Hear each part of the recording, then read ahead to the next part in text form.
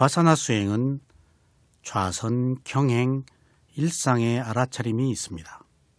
그 중에 경행을 할 때는 움직이고자 하는 마음과 움직이는 몸과 그리고 움직임을 알아차리는 과정으로 계속됩니다.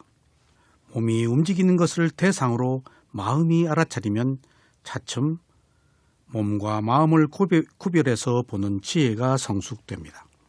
움직이고자 하는 마음에 의해 몸이 움직이는 것을 알아차리면 원인과 결과를 아는 지혜가 성숙됩니다. 마음이 움직이는 발에 집중이 되면 번뇌가 들어오지 못하여 계율을 지키게 되고 고요함과 지혜가 생깁니다. 위파사나 수행을 할 때는 하는 것을 알아차림으로 길을 걸을 때는 걷고 있는 발의 움직임을 알아차리거나 움직이려고 하는 의도를 집중적으로 알아차리거나 때로는 몸 전체나 거친 호흡을 알아차릴 수도 있습니다. 대상은 알아차릴 수 있는 만큼만 알아차려야 하며 처음부터 지나치게 집중을 하려고 하면 장애가 생깁니다. 이때 대상은 중요하지 않고 여러 가지 상황에 따라서 어느 대상이거나 알아차리는 마음만 있으면 됩니다. 걷는 속도는 좌선을 하다 걸을 때는 약간 빠르게 한 뒤에 정상적인 속도로 걷되 지나치게 천천히 걸으면 장애가 생길 수도 있습니다. 걸음을 멈추고 서 있을 때는 머리부터 발끝까지 한번 살펴본 뒤에 발바닥이 닿아 있는 무거움을 알면 됩니다. 서 있다가 돌을 때는 발을 계속 움직여서 도는 것을 알아차리거나 때로는 어깨가 크게 회전하면서 도는 것을 알아차릴 수도 있습니다. 계단을 오르거나 등산을 할 때는 몸 전체를 알아차릴 수도 있고 또는 호흡이 거칠 때는 호흡을 알아차릴 수도 있습니다. 걷다가 망상이 생기면 다시 한번 마음을 모아서 대상을 겨냥하고 그래도 망상이 계속되면 잠시 서서 망상하는 그 마음을 알아차립니다. 차츰 집중력이 생기면 마음이 몸에 가서 알아차리지 않고 전면에서 발의 움직임을 알아차릴 수가 있습니다. 수행자 여러분, 지난 시간에 이어서 계속 말씀드리겠습니다. 감각기관이 감각 대상과 접촉할 때는 언제나 어디서나 느낌이 일어납니다. 눈과 눈으로 보는 대상이 만날 때면 언제나 눈과 접촉하여 일어난 느낌이 생깁니다. 귀가 소리와 접촉할 때는 언제나 귀와 접촉하여 일어난 느낌이 일어납니다. 같은 방식으로 대상이 코, 혀, 몸 또는 마음에 접촉하면 각각의 느낌들, 즉 코와 접촉하여 일어난 느낌, 혀와 접촉하여 일어난 느낌, 몸과 접촉하여 일어난 느낌, 마음과 접촉하여 일어난 느낌이 일어납니다. 거기에다 때때로 좋아하는 대상, 싫어하는 대상, 중립적인 대상에 따라서 즐거운 느낌, 괴로운 느낌, 덤덤한 느낌이 일어납니다. 위파사나 수행은 열반을 실현할 수 있도록 수행자들을 이끌어 줍니다. 누구나 통증이 느낌이라는 것을 압니다. 보통 우리는 수심, 통증, 아픔 등을 느낌으로 여깁니다. 그러나 느낌은 그 이상의 것들입니다. 통증은 관념입니다. 통증에 실제하는 것은 찌름, 당김, 화끈거림입니다. 우리가 느낌을 찾을 때는 감각적 욕망을 충족시키는 느낌과 영원히 소유할 수 있는 그런 느낌을 찾습니다. 그러나 그런 느낌은 어디에도 없습니다. 수행자 여러분, 초보 수행자에게 이것만으로는 충분하지 않습니다. 이것보다는 더 많이 알아야 합니다. 느낌에 대해서 알아차릴 때 여전히 느낌을 찾는다면 이것은 옳은 방법이 아닙니다. 왜냐하면 수행자가 존재하는 어떤 느낌을 찾는다면 항상 하는 느낌, 즉 영원하며 변하지 않는 느낌을 찾는다고 말할 수 있기 때문입니다. 그것은 옳지 않습니다. 부처님께서는 느낌은 무상하다고 말씀하셨습니다. 즉 느낌은 항상 하거나 지속하는 것이 아닙니다. 다른 오온과 마찬가지로 느낌은 연속적인 두 순간의 동일한 모습으로 지속될 수가 없습니다. 느낌은 일어나자마자 즉시 사라집니다. 그러므로 수행자는 무상이라는 통찰력을 가지고 느낌이 사라지는 것을 알아차려야만 합니다. 느낌은 하나 내지 두 순간에 존재합니다. 즉, 일어나고 다음 순간에 사라집니다. 느낌이 하나 내지 두 순간에 존재한다는 것은 마음이 한순간에 하나 내지 두 가지가 존재한다는 것을 말하는 뜻과 같습니다. 마음이 한순간에 하나밖에 존재할 수 없지만 모든 것에는 일어남과 사라짐이 있기 때문에 두 순간을 하나의 완성으로 보기도 합니다. 이것처럼 느낌도 마찬가지입니다. 느낌에서도 일어남과 사라짐이 있기 때문에 하나 내지는 두 순간이 존재하는 것입니다. 즉, 일어나면 사라지는 것이 하나의 사이클입니다. 예를 들면 그것은 마치 가려운 느낌과 같습니다. 처음에는 참을 수 없지만 점차적으로 강도가 약해져서 결국 가려운 느낌은 완전히 사라집니다. 그러나 많은 수행자들이 이러한 느낌의 성품을 알지 못하고 느낌에 대해서 인내하지 못합니다. 수행자 여러분, 우리의 행복, 불행, 즐겁거나 괴롭다는 것, 아프다는 것이 모두 느낌입니다. 이러한 느낌은 일어나는 느낌과 사라지는 느낌의 실제만 있습니다. 이것이 법으로 본 느낌입니다. 그렇습니다. 행복과 불행은 느낌이고 우리가 알고 있는 그 행복은 일어나는 순간에 사라지고 불행도 일어나는 순간에 사라집니다.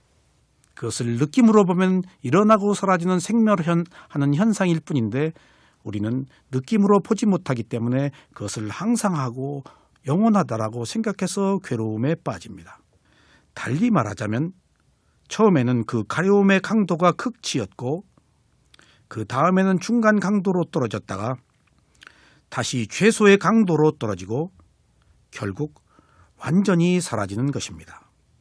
똑같은 방식으로 아픔, 수심 등도 처음에는 아주 강하게 나타났다가 점차 약해지면서 사라집니다. 수행자가 이러한 느낌의 변화를 보지 못하면 한 느낌이 오래 지속되는 것이라고 착각합니다. 그러나 실제로는 그러한 연속적인 느낌 안에는 일어남과 사라짐의 현상만 있습니다. 그러므로 수행자는 느낌이 일어나고 사라지는 것을 알아차려야만 합니다. 일반적으로 믿고 있는 것과 달리 고통이나 아픔이 길게 지속되는 것은 아닙니다. 그러나 느낌이 일어났다 사라지는 것이라고 생각하도록 자기 자신에게 강요하지는 말아야 합니다.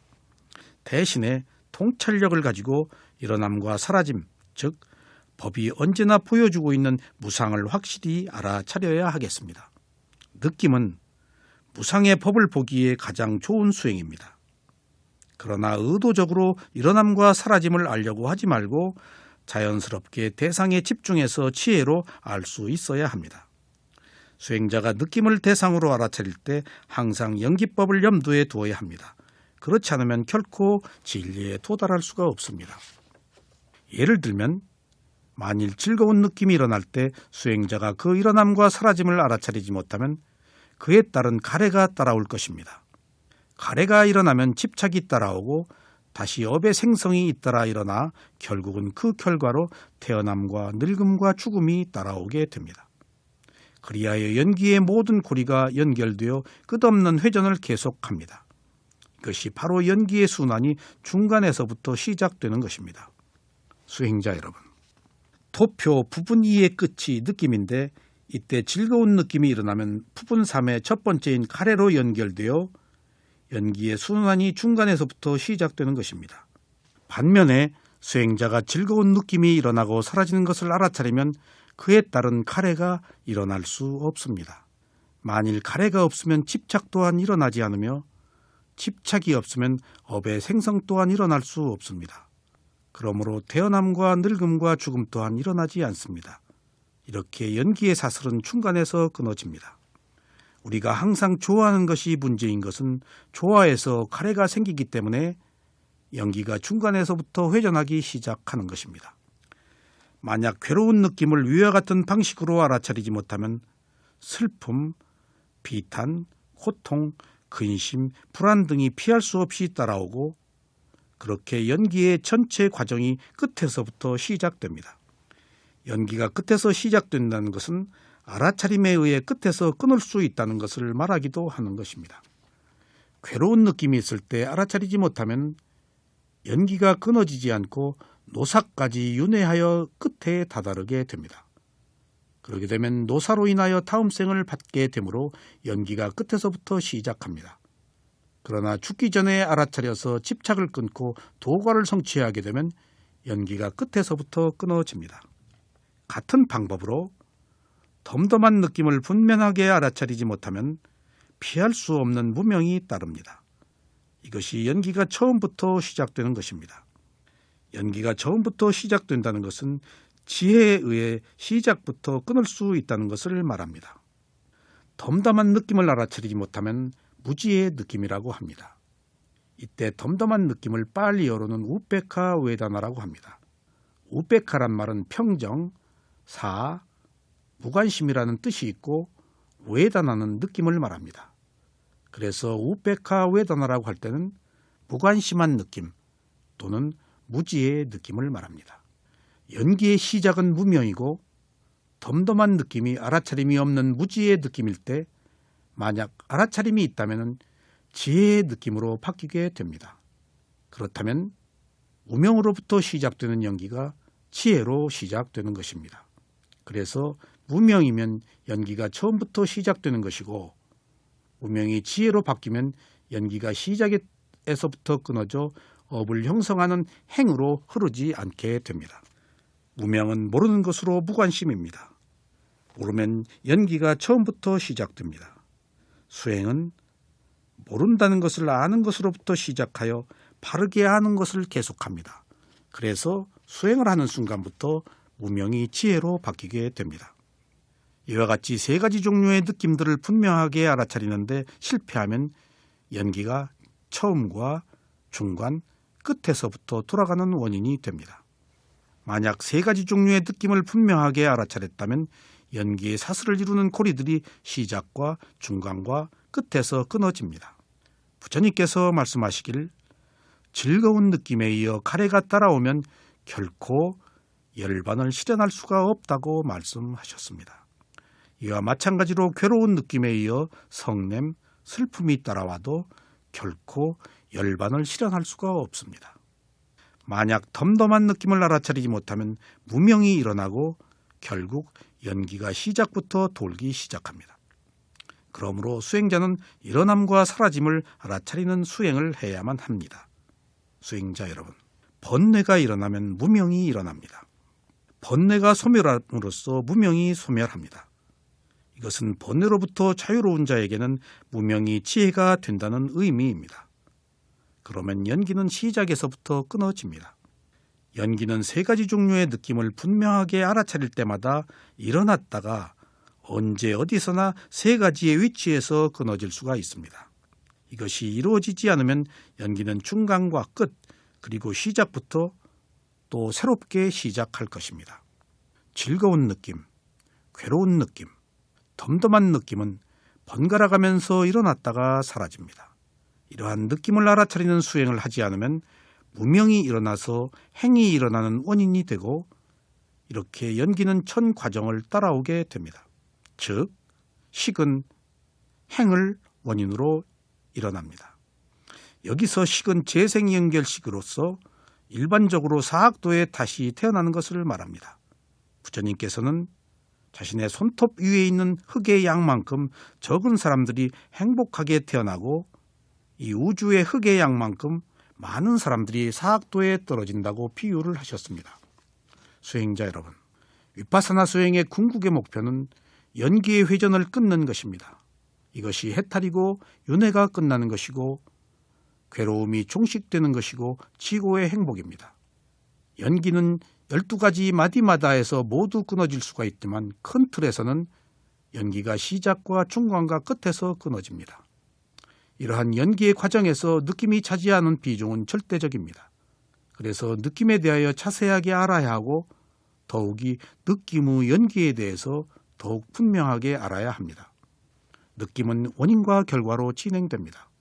이 말은 느낌을 일으킬 원인이 없으면 느낌이 소멸한다는 것입니다. 이것이 바로 느낌과 연기의 구조입니다. 우리는 언제고 어디서고 느낌을 느낌으로 알아차려야 하겠습니다.